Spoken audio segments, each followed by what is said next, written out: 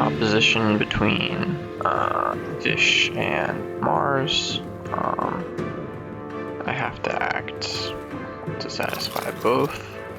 This is why at one point, when I was thinking, was tempted to go prowling around it, my astrology would have really supported that.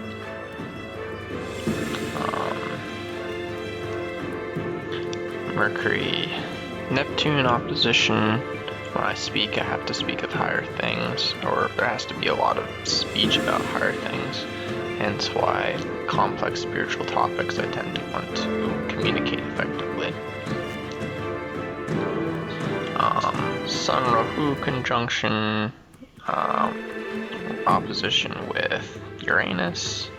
I don't understand Uranus completely, but I know it's manifesting, but I think it's a more obtuse manifestation. It's more a sweeping, manifestation of time type thing. It's the higher octave of Venus, I think. So that would make sense. It's like fate or destiny or something.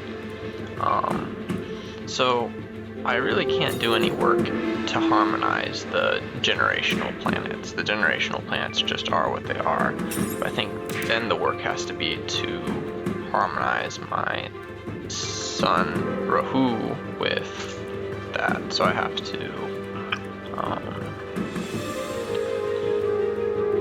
kind of set my ego in tandem with whatever's manifesting.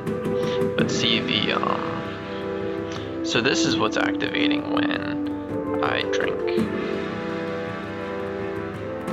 The other thing is Ketu's there as well.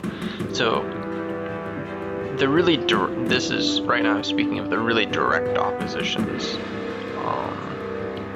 that are really going to show up and really going to be sort of juicy. But also there's sort of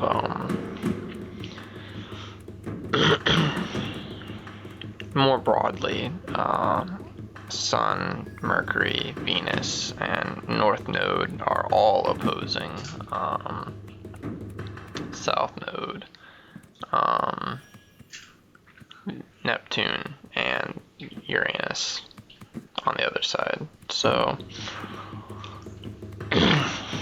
even though, depending on whether I look at Western or sidereal, either Venus or Mercury are in a different sign. And then the Yukta of Vish is opposing Mars. Or it can, yeah, it's pretty much just Mars. So there's a little bit of a flavoring of the Mars-Jupiter opposition, but it's quite weak. Which I've seen that. Now looking at the houses, the thing is in sidereal or Chitrapaksha, I have a cardinal cross. I think in tropical I have a fixed cross, so that's interesting.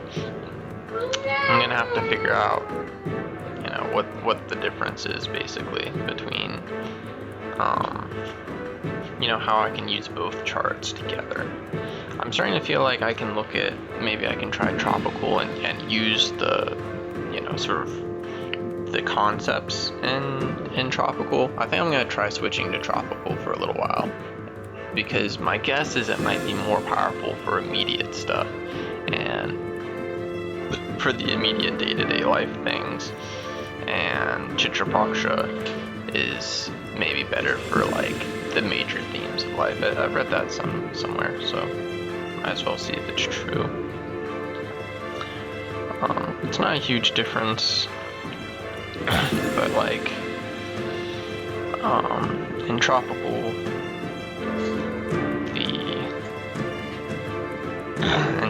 I have it second house, fifth house, 8th house, and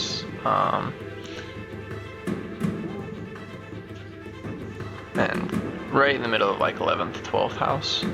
and all of that is aspecting each other. So that's the cross. But in Chitrapaksha, it's of course 3rd, 6th, 9th, 12th.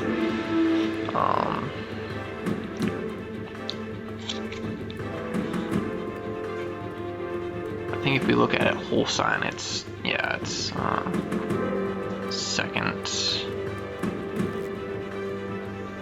second, 5th, 8th, 11th.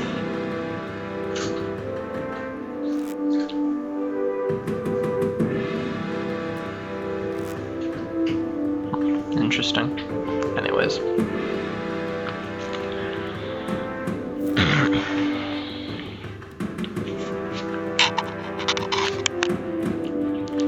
Well, it's weird in tropical because there's a little bit of overflow between houses.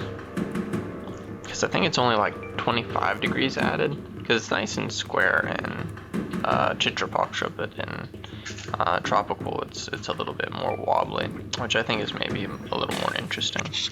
Also in Chitrapaksha, moon is clearly kind of the ruler of the chart, and there's a very good flow, which I feel that a lot of times I follow my intuition and my life has a good flow in the background. But I think in the foreground I would is where, you know, some fixing needs to happen, and that's why I'm hoping that I can do that with tropical, because tropical is ruled by my sun very much, which is funny because there's a lot of issues in the Chitrapaksha chart that are kind of weird as well. I mean, I haven't dug into tropical enough yet to know if it's how much of an issue there is, but basically sun's in his own house. So this is good because Rahu is sort of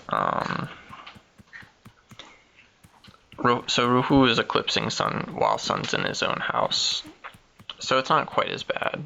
And it's also Rahu in a fire sign, so Rahu's expression is going to be better. Rahu apparently works really nicely in fire signs.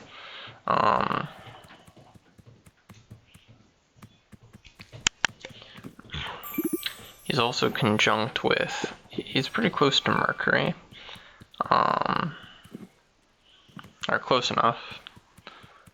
I think they're both in Chitrapaksha at 19 degrees, and Mercury's at 5 degrees, so that's like, what, 14 degrees off.